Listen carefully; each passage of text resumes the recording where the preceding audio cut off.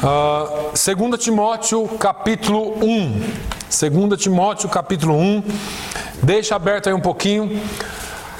Só para nós termos aqui uma rápida introdução, Paulo escreveu 3 cartas pastorais.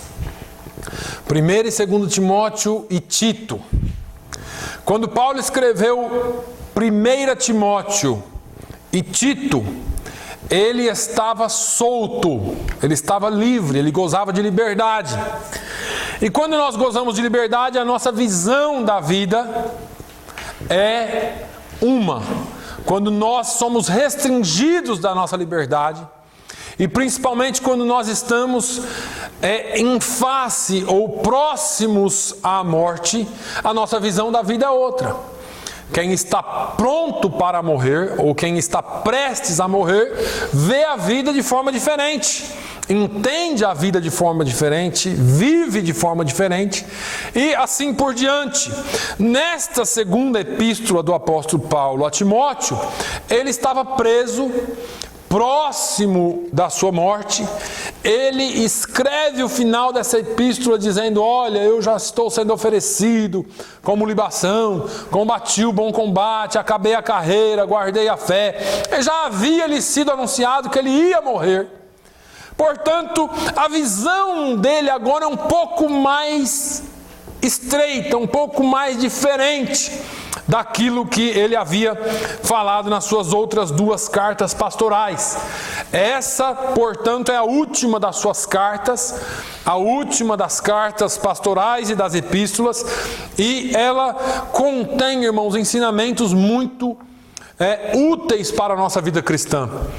Eu decidi, eu acho que eu fui movido pelo Espírito Santo a falar alguma coisa sobre essa carta hoje, porque nós passamos todo esse ano e vamos iniciar um novo ano. E sempre quando nós vamos iniciar um novo ano, nós procuramos fazer novos compromissos, ter novas metas para as nossas vidas, não é? E nada melhor do que ter metas espirituais e cristãs para as nossas vidas. E essa carta, ela é muito útil para isso. Eu quero daqui, irmãos, tirar alguns conselhos. Eu quero daqui tirar algumas lições para nós. Não da carta toda, porque seria impossível, mas eu quero bem rapidamente traçar aqui alguns versículos junto com a igreja, tentar estudar alguns versículos com a igreja. A segunda epístola é rica demais, a segunda carta de Paulo a Timóteo, e nós vamos ler um pouquinho. Eu falei aqui algum tempo atrás sobre aqueles que têm ouvido. O Apocalipse, Jesus fala por 13 vezes, em 2 capítulos, sobre quem tem ouvidos, ouça o que o Espírito diz às igrejas. Quem tem ouvidos, ouça. Eu entendo que nos tempos do fim, nós iríamos chegar a um ponto que o ser humano perderia a capacidade de ouvir. Não a audição, mas a capacidade de ouvir. Antigamente, quando você corria dentro da igreja, quando você fazia alguma coisa que seus pais não queriam, o que eles faziam? Só olhava. Você já ouvia tudo, já entendia tudo, pedia misericórdia de Deus, se benzia, tomava banho de água benta e tudo mais para tentar resolver os seus problemas quando chegasse em casa, porque você sabia que a surra era certa. Eu, pelo menos, sabia, só se lá em casa era diferente. Mas eu sei que é assim, porque antigamente era desse jeito. Agora, hoje em dia, você tem que falar 20 vezes com o seu filho, e ele ainda vai ficar te perguntando por quê. Mas por quê? Mas por quê? Eu não estou dizendo que isso é ruim ou que isso é bom, eu só estou dizendo que parece que essa geração que nós estamos vivendo não tem a mesma capacidade de compreensão, de ouvir aquilo que nós estamos falando. Parece que Jesus sabia disso. Marido não se entende com mulher, mulher não se entende com marido, pai não se entende com filho, filho não se entende com pai. Parece que um negócio estranho está acontecendo. E Paulo, ele vem dando conselhos a Timóteo, mais ou menos nessa mesma linha, porque ele fala muita coisa a Timóteo. Timóteo, vão acontecer coisas terríveis.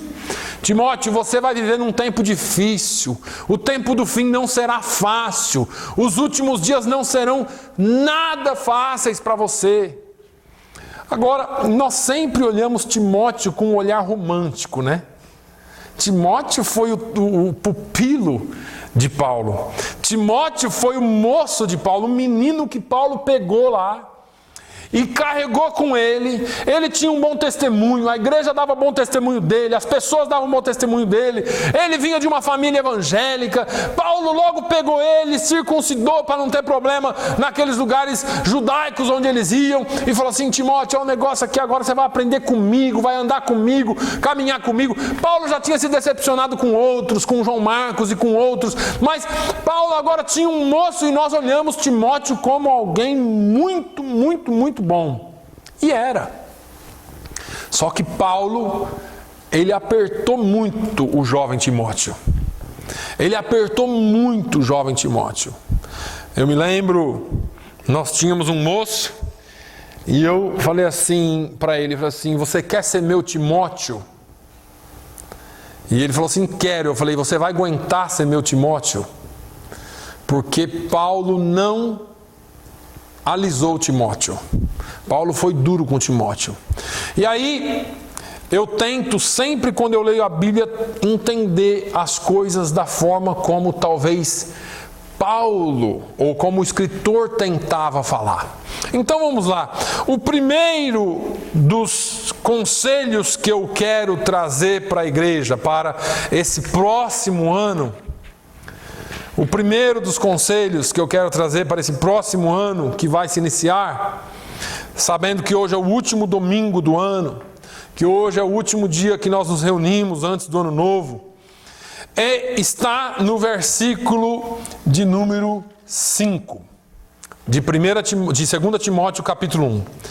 Paulo fala assim: trazendo à memória a fé não fingida que há em ti, ou que em ti há, a qual habitou primeiro em sua avó Lóide, em sua mãe Eunice, e estou certo que também habita em ti. Então, é interessante isso aqui. Eu fiquei pensando, por que Paulo ia falar isso para Timóteo?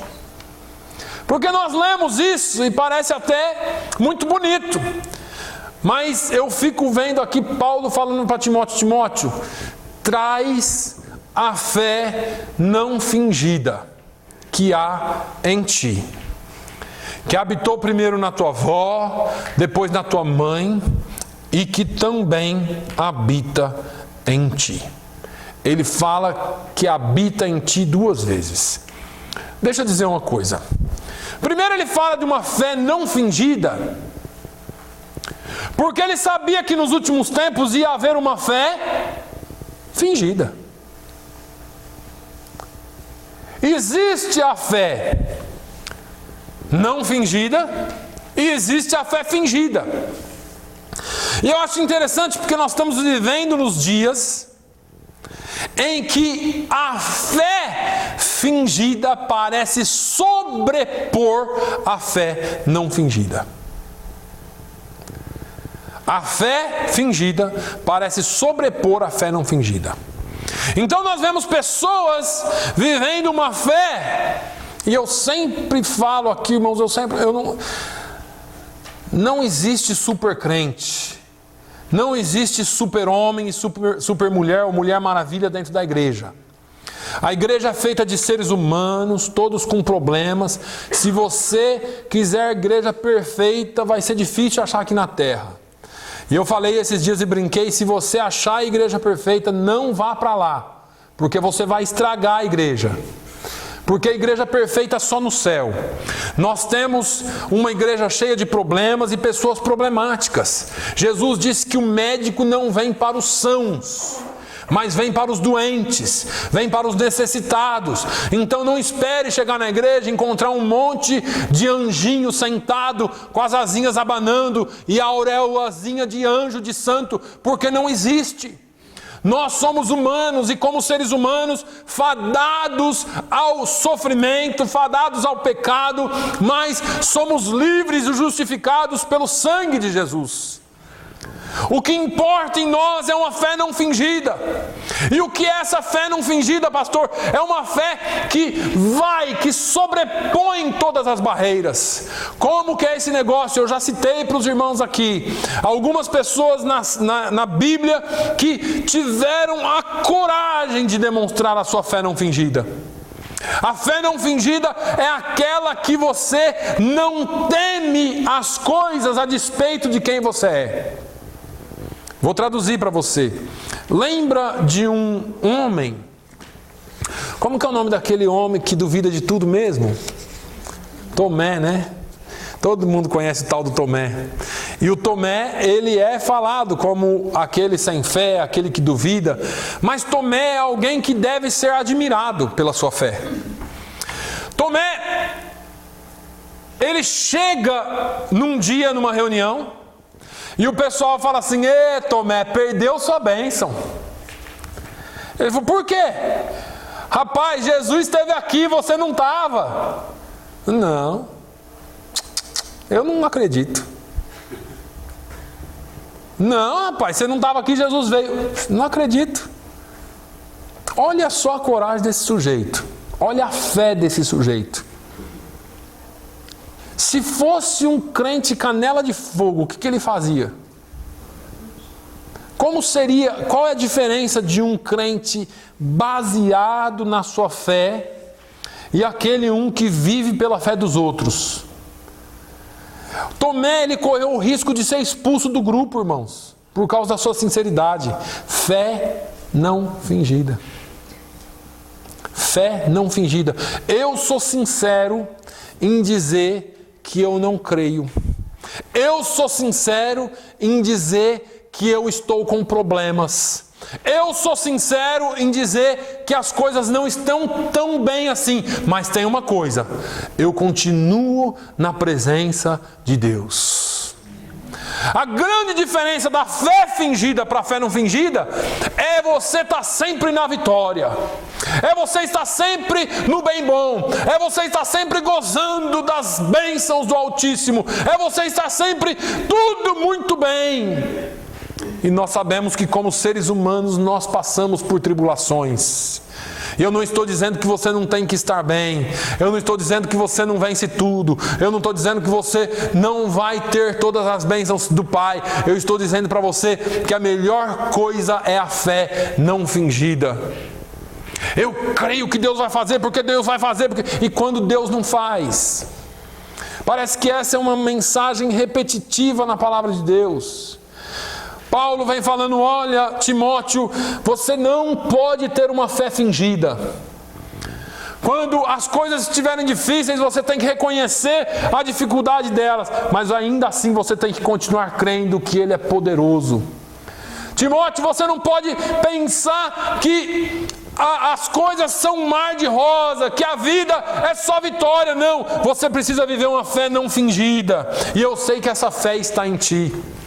Talvez Timóteo estava sendo influenciado por alguns tipos de fé, que sempre vai receber, que sempre vai acontecer, que sempre vai dar, que é hoje. Essa semana eu liguei um vídeo lá para assistir e eu ouvi o sujeito falando assim: olha, hoje é o dia da tua vitória, não passa de hoje, já está determinado. Eu falei: Jesus, quem é esse sujeito? Eu queria ser amigo dele, porque se é ele quem determina a nossa vitória, eu preciso ser amigo dele. Nós perdemos a noção. Queremos determinar, queremos declarar, queremos fazer, queremos tudo. Só que essa é uma fé que não é a fé verdadeira em Jesus. Porque a fé verdadeira de Jesus, Ele ensinou lá no monte, chorando e orando, dizendo: Pai, não seja feita a minha vontade, mas a tua vontade. Não é o que eu quero, mas é o que o Senhor quer. Não é o meu reino, mas é o teu reino que tem que ser estabelecido. Essa é a fé não fingida.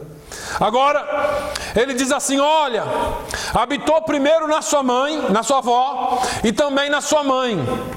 Por que Paulo falaria de vó e de mãe aqui para Timóteo? Irmãos, é tão extenso esse negócio, eu vou tentar falar aqui alguma coisinha só para você. Nós acabamos um ano, acabamos outro ano, passamos outro ano e vamos vivendo. E às vezes nós nos esquecemos de algumas coisas.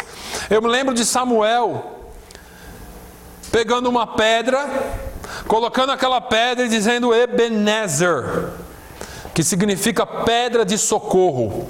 Ele coloca aquela pedra e diz: até aqui nos ajudou o Senhor. Samuel, ele nunca esqueceu do que Deus fez na vida dele. Ele nunca esqueceu de quem era Deus na vida dele. Paulo está falando assim: ô Timóteo, lembra da sua avó, tá? Lembra da sua mãe. Não se esqueça de que você chegou aqui porque tem alguém atrás de você.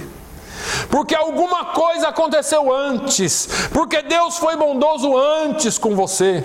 Muitas vezes nós nos lembramos só das coisas boas ou só das coisas ruins. Deixa eu te dizer uma coisa: existe todo um conjunto de coisas que acontecem na nossa vida para que Deus manifeste a sua glória em nós. Lembra de José? José, o dia que se revela aos seus irmãos. Se eu fosse um dos irmãos de José, eu tinha morrido do coração. Foi o que quase aconteceu com eles. Mas quando eles chegaram, ai José, e agora o que vai acontecer? José falou assim: para tudo. O mal que vocês intentaram, Deus transformou em bem. José soube entender que até as coisas que não são tão boas, aparentemente, cooperam para o bem daqueles que amam a Deus. A palavra de Deus diz que todas as coisas cooperam para o bem daqueles que amam a Deus.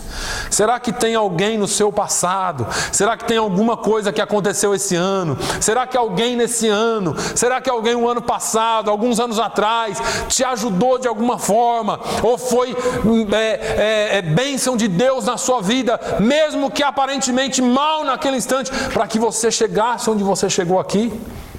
Será que alguém que intentou mal para você, Deus transformou em bem? E você pode dizer assim: Senhor, obrigado por aquela pessoa, boa pessoa, porque através dele eu também fui abençoado. Amém.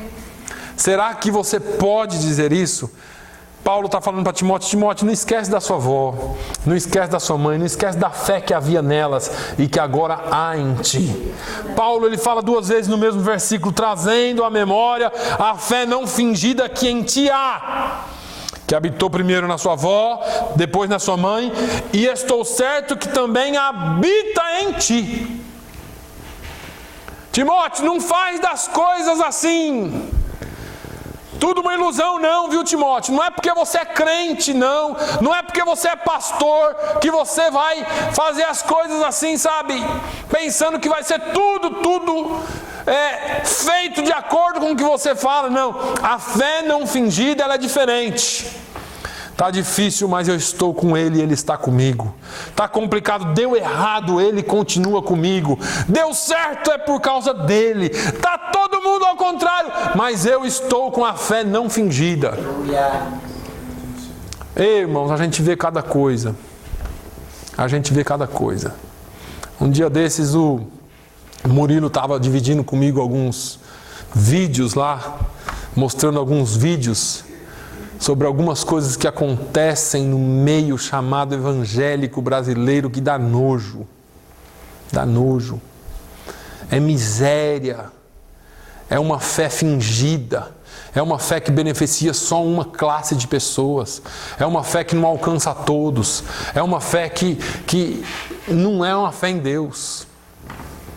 Agora Paulo continua assim: por cujo motivo te lembro que despertes o dom de Deus que existe em ti, pela imposição das minhas mãos. Aqui eu sei que não vai dar para eu ir até onde eu queria, mas eu quero só parar um pouquinho aqui para a gente pensar um pouquinho. Por que Paulo falaria para Timóteo se lembrar do dom, ou para despertar o dom que havia nele? O que é que a gente desperta?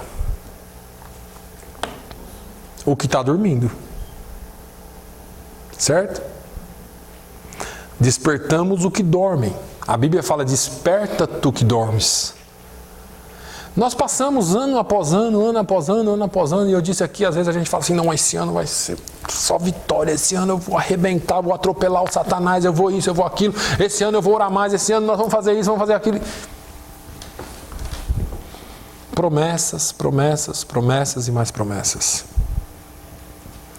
Paulo escreve para Timóteo, fala assim, Timóteo, eu estou morrendo.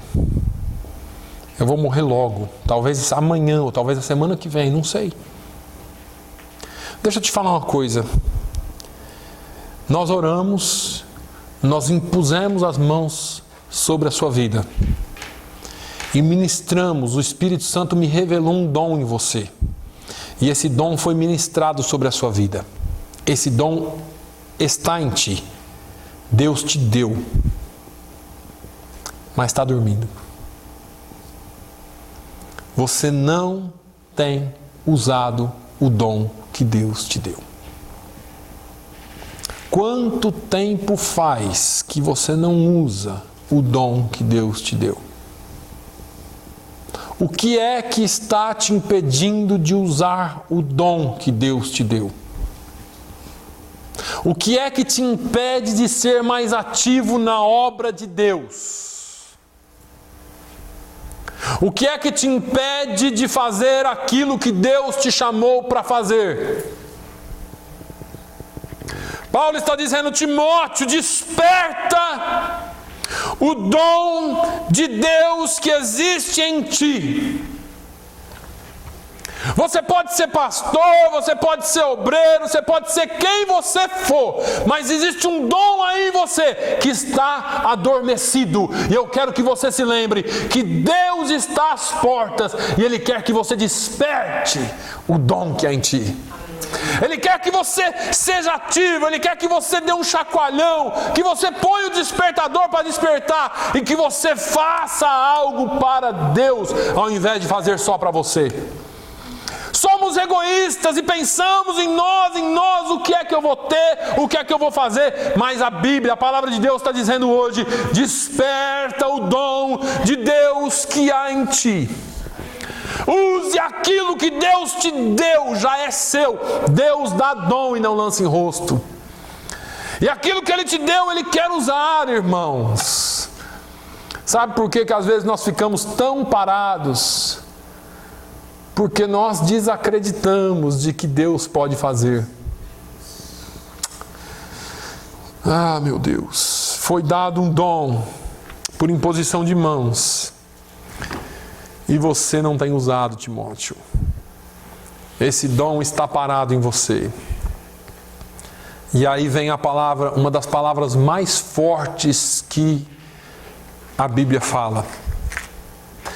Porque Deus não nos deu o espírito de temor, mas de fortaleza e de amor e de moderação. Em outra tradução diz que Deus não nos deu o espírito de covardia.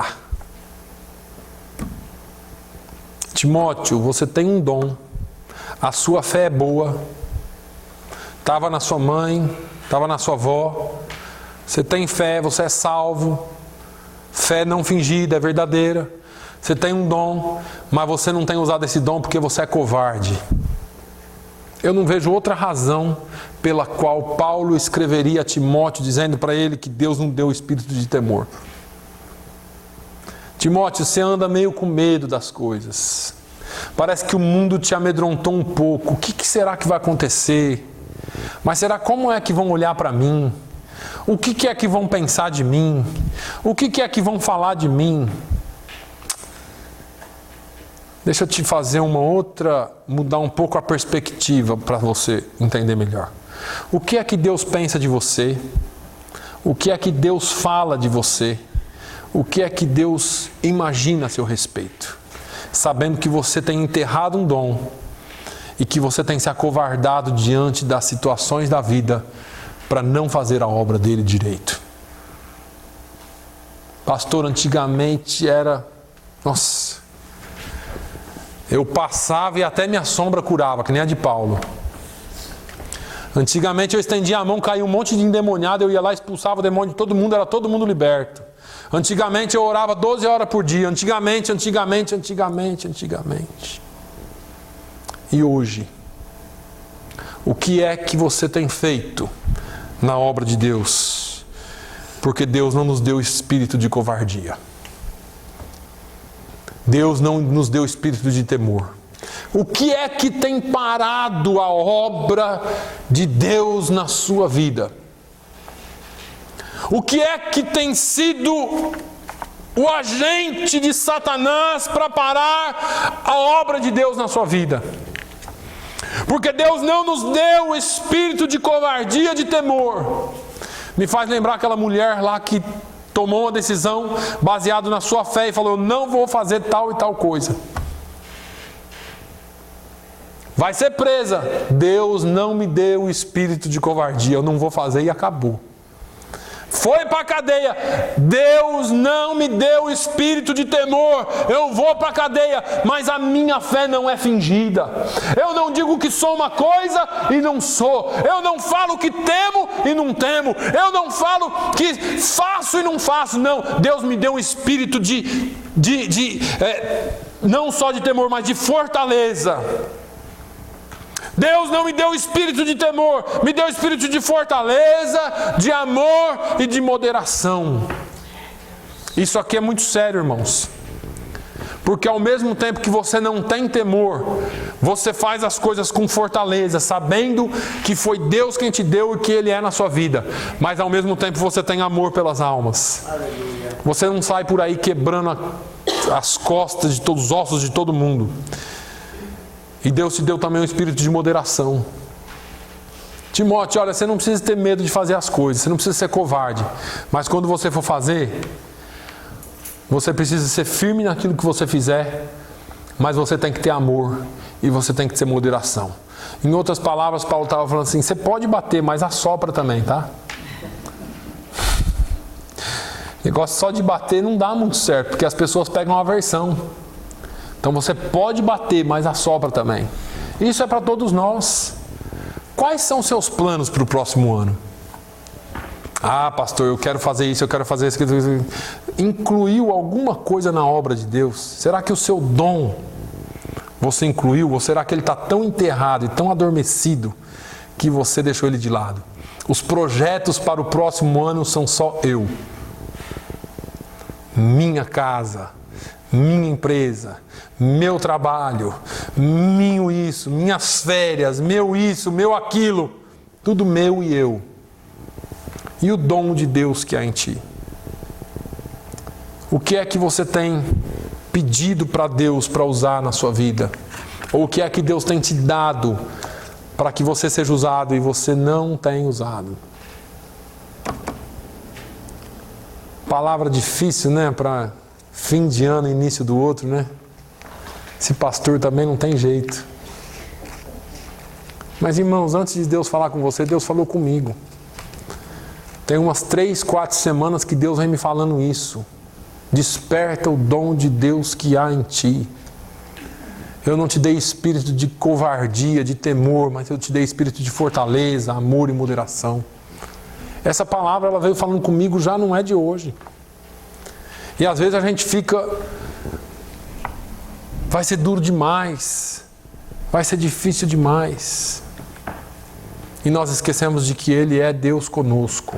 Amém. De que Ele está conosco em todo o tempo, em todas as situações.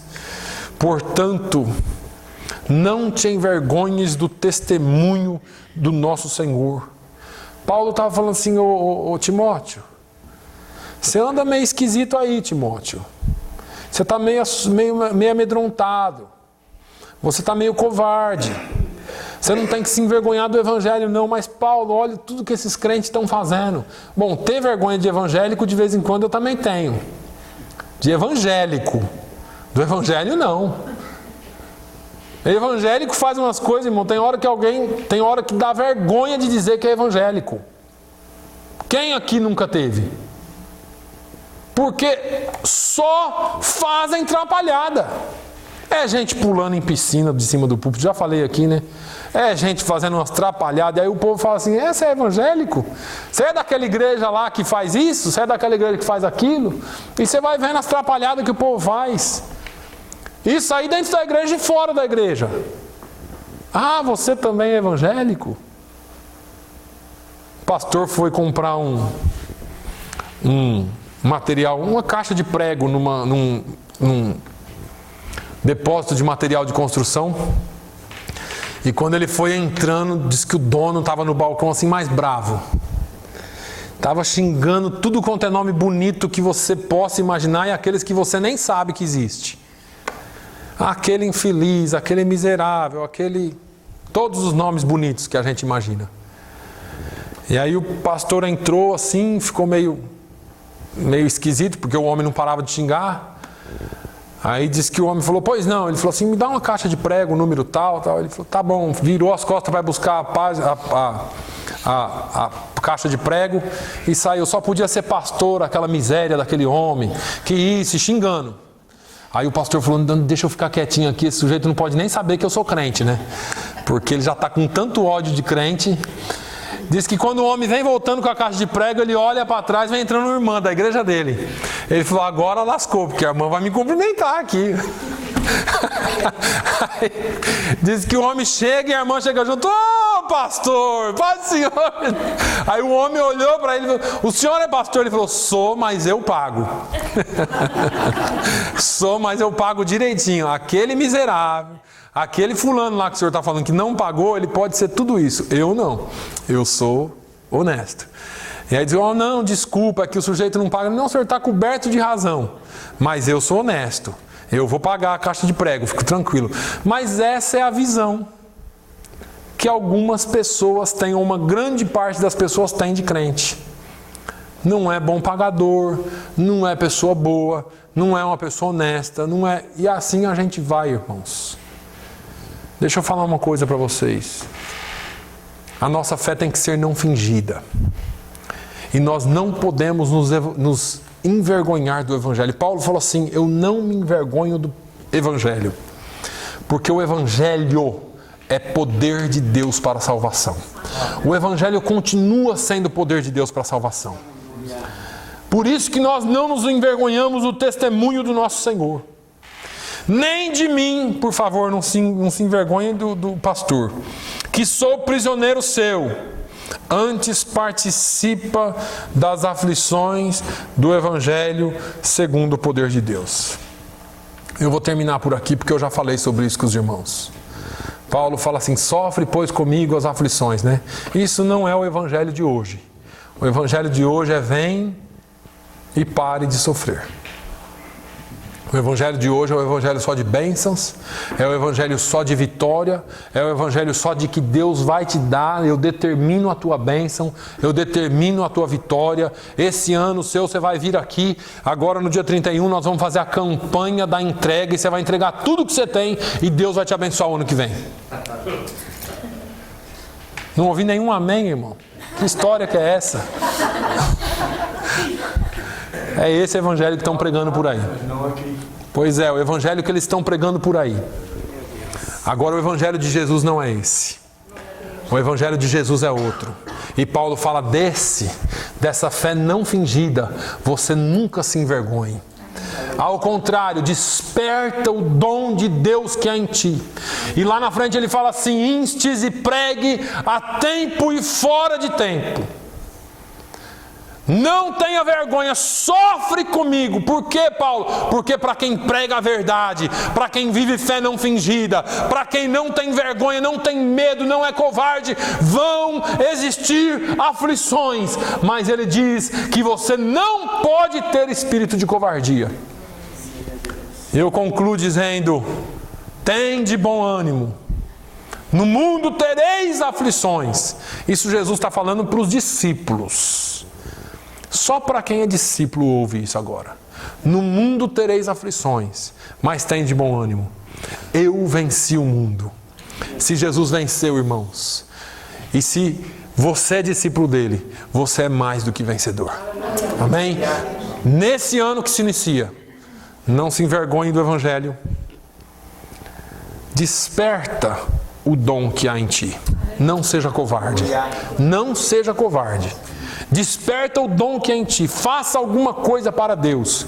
Hoje, quando você chegar na sua casa, você tem aquela lista de projetos para o ano que vem. Em primeiro lugar, você tem que colocar assim: despertar o dom que há em mim. Depois vem o meu emprego. Depois vem o meu trabalho, depois vem as minhas férias, depois vem a minha empresa, depois vem os meus negócios, depois vem isso, pode vir tudo, mas que venha depois daquilo que Deus tem para você. Porque se você colocar Ele em primeiro lugar, o que acontece? As demais coisas vos serão acrescentadas. As demais coisas vos serão acrescentadas. Não se envergonhe do Evangelho de Cristo. Amém? Vamos orar. Pai, eu te louvo. Eu te agradeço por esse dia, eu te agradeço pela vida de cada filho teu que aqui está. Eu quero te pedir, ó Deus, que no nome de Jesus o Senhor continue a trabalhar nas nossas vidas. Senhor, que nós não tenhamos uma fé fingida, mas que a nossa fé seja genuína. Ainda que nós enfrentemos tribulações, que a nossa fé seja verdadeira. Meu Deus, que cada um de nós venhamos a despertar o dom que o Senhor nos deu. Não existe membro sem função. Não existe membro no corpo sem função. Oh, meu Deus, se nós temos algum membro no corpo sem função, eu quero que o Senhor chacoalhe, que o Senhor ligue o despertador espiritual e desperte, ó Deus, o dom, a função que o Senhor tem para cada um. Meu Deus, eu te peço ainda que o Senhor nos continue enchendo no espírito de fortaleza, de amor e de moderação na tua presença. Não a covardia, mas a fortaleza que há em ti, ó Deus, esteja em nós. E que nós nunca venhamos nos envergonhar de ti, ó Deus, o testemunho de Cristo Jesus. Que nós sempre tenhamos a coragem de dizer sim, nós somos discípulos do Mestre Jesus e seguimos aquilo que Ele nos manda seguir. Pai, nos dê um ano abençoado, nos dê um ano na Tua presença, um ano cheio de bênçãos, um ano cheio de vitórias, um ano cheio de conquistas, sim, Senhor, mas contigo. E ainda que venham as lutas, que a nossa vida esteja voltada e pautada na Tua palavra, para a honra e glória do Teu nome. No nome de Jesus nós te pedimos. Amém.